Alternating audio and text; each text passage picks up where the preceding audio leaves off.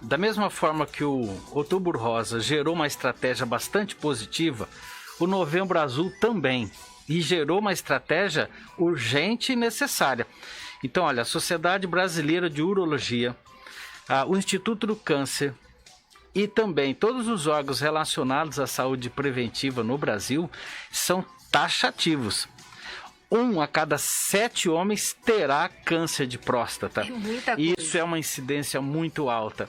A expectativa nossa, no Brasil hoje, nós tenhamos mais de 60 mil casos ano.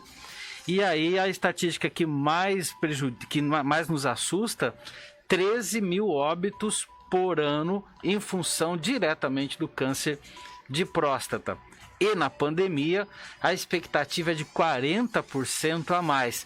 Porque como o sistema fechou na Covid-19, as outras doenças geraram realmente muito aumento. E o câncer de próstata não foi diferente. É muito frequente nos homens acima de 50 anos. Certo. Então nós vamos entender que a maior incidência são nos homens de 65 anos para frente. Ok? Então vamos colocar, seriam idosos? Há 20 anos atrás, a gente poderia usar esse termo idoso como alguém mais debilitado fisicamente, aquela pessoa que tinha uma característica mais idosa. Só que hoje, alguém com 65 anos, ele é rígido, forte, ativo produtivamente. Então nós estamos falando de um indivíduo que, pela idade, começa a ter a maior incidência. Então, abaixo de 40 não, é bem raro. Mas então as maiores incidências são nessa faixa e infelizmente está aumentando.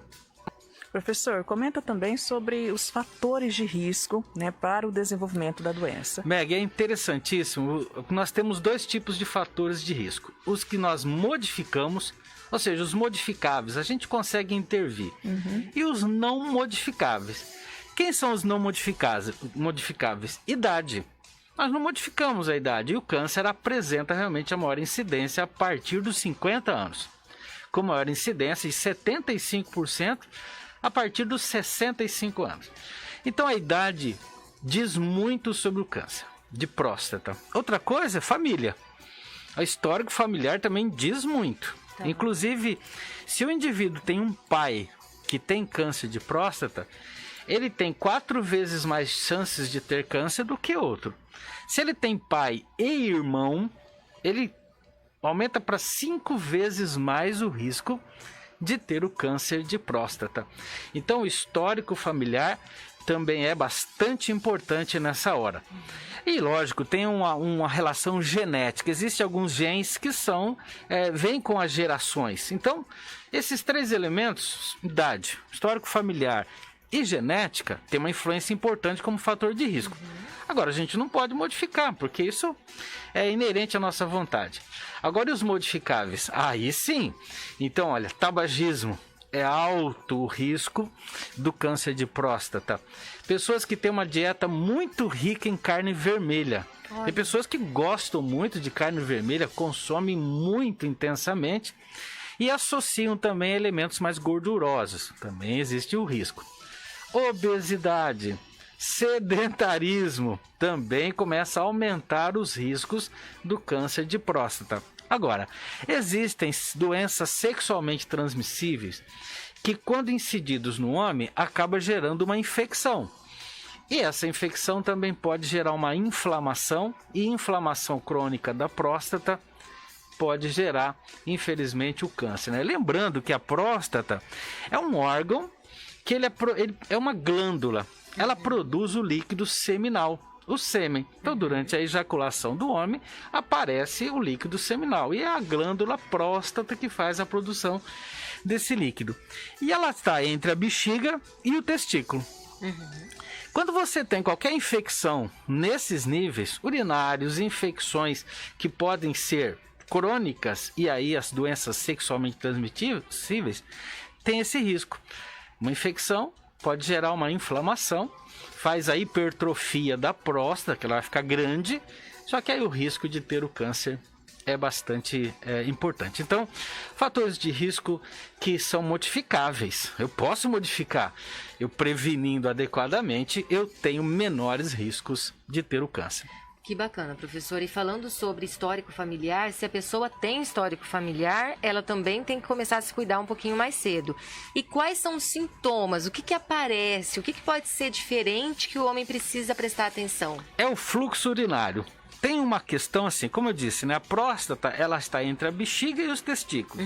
Quando a próstata fica muito inchada, a hora do indivíduo fazer o ato de urinar, ele vai ter dificuldade. Então, começa a ter urinar em gotas ou urinar em jatos pequenos. Não esvaziar a bexiga. Por exemplo, ele começa a ter vontade de urinar mais vezes durante o dia, porque a sensação é de que a bexiga não esvaziou. Porque há um bloqueio, né? Na uretra, onde passa a urina, tem um bloqueio ali. Essas situações são os sintomas mais comuns e os mais iniciais. Aumentando a próstata, diminui o fluxo urinário. Agora, existem os sintomas mais graves. Dor é um sintoma grave. Dor ao ejacular, dor ao urinar. E não é só naquela região que eu disse ali, né? Próximo ao testículo, próximo à bexiga. Você começa a ter dor lombar, dor na região pélvica, porque dependendo do tamanho dessa próstata, ela vai atingindo terminações nervosas e vai irradiando a dor. Agora, o pior dos mundos é quando há sangramento. Sangramento na urina, sangramento na ejaculação. E aí são sinais e sintomas muito mais graves, né? E que provavelmente essa próstata, além do tamanho, ela já atingiu outros órgãos, por exemplo, a bexiga. E aí começa a ter os riscos das metástases, né? Porque o grande problema que envolve o óbito, por que alguém morre de câncer de próstata? Não é especificamente pela próstata aumentada, mas é pelas complicações que ela gera. Ela gera infecções urinárias, ela gera presença de metástases ósseas em outros órgãos. Então, se o indivíduo não chega rápido na avaliação, provavelmente esse câncer será espalhado e aí o óbito é em função exatamente desses elementos complicatórios.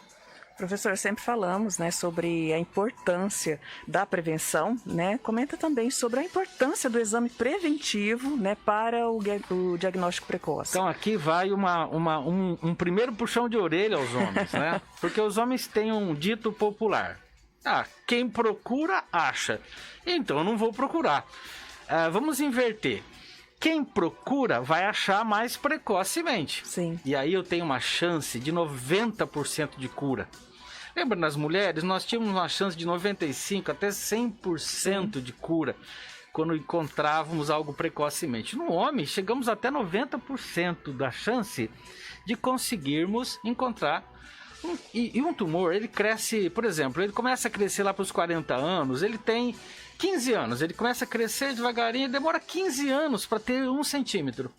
Então é possível de você identificá-lo antes que ele gere um aumento muito grande e antes que ele gere complicações maiores. Então é necessário fazer o rastreamento. Então tem 2 formas de rastreamento, que é o que nós chamamos de rastreamento preventivo. Acho que muitos homens têm dúvidas sobre isso, professor. Diferença do exame de sangue para o exame de toque. Tem que fazer os dois? Qual a diferença dos dois? É fundamental os dois. Fundamental. Quem não tem histórico familiar, após os 50 anos de idade, né, a Sociedade Brasileira de Urologia já pede. 50 anos de idade para frente já tem que fazer os dois. Quem tem histórico familiar, já 45 anos, já precisa fazer. Por que os dois? O PSA é feito pela recoleta de sangue. Eu tiro um pouquinho do sangue e vejo a presença de uma proteína que é produzida na próstata. Essa proteína, ela tem uma quantidade específica normal. Quando há um tumor, ela começa a produzir mais essa proteína. Então, quando você faz a retirada do sangue, você detecta se está essa proteína aumentada. Então, isso é um ponto. Mas não me dá a característica da próstata, a textura dela. Então, eu preciso desenvolver o toque. O toque, ele é anal. Por que que é o toque retal? Porque próximo do ânus está exatamente a próstata. Então, ela é tocável. Ela é tocável. Então, se vê a textura, o tamanho, se vê a consistência dela com o toque retal. Dura 10 segundos, porque o urologista, que é o especialista nessa hora, ele vai fazer o toque, ele é muito rápido e ele é eficiente. Então, 10 segundos, ele faz o posicionamento do paciente na posição de lado, não é? Não há nenhum risco com relação à masculinidade, não há nenhum risco com relação a absolutamente nada do universo masculino. Pelo contrário, o toque é para efetivamente saber o tamanho, textura e a espessura dessa próstata. Então é necessário os dois. Um pelo sangue, coleta sanguínea de laboratório, e o outro toque no próprio consultório do urologista. Agora existe o ultrassom, que também é uma possibilidade, existe um transdutor específico para o ultrassom retal, né, que também vê o tamanho, a visualização melhor da próstata, mas é um exame, não é da primeira linha, mas existe quem tem a possibilidade, principalmente convênios, né? E se há a presença desse câncer, é feita a biópsia. Falou muito sobre qualidade de vida, estilo de vida. Tudo está relacionado, mas o primeiro mais importante é a avaliação constante. Então, uma vez por ano, procurar um urologista para isso. Agora, qualidade de vida, estilo de vida é fundamental. Então, não fumar, praticar atividade física regular, ter uma alimentação saudável com legumes, frutas, verduras, coalhada. Coalhada é um elemento fantástico para reduzir esse tipo de câncer. Olha que interessante, que bacana, né? Todas as castanhas também eles têm elementos interessantes para reduzir esses riscos de inflamação e esses riscos de aumento da próstata, né? Agora, o estresse e todos os outros elementos que estão relacionados às doenças cardiovasculares, cerebrovasculares, também estão envolvidos com qualquer tipo de câncer. O controle da mente é fundamental para o controle desse tipo de doença. Há uma relação muito direta, a gente já falou isso, o câncer de mama, que é uma relação muito direta entre o emocional, o psicológico e as doenças, que são caracteristicamente psicossomáticas. O câncer é um deles. E o câncer de próstata não é diferente.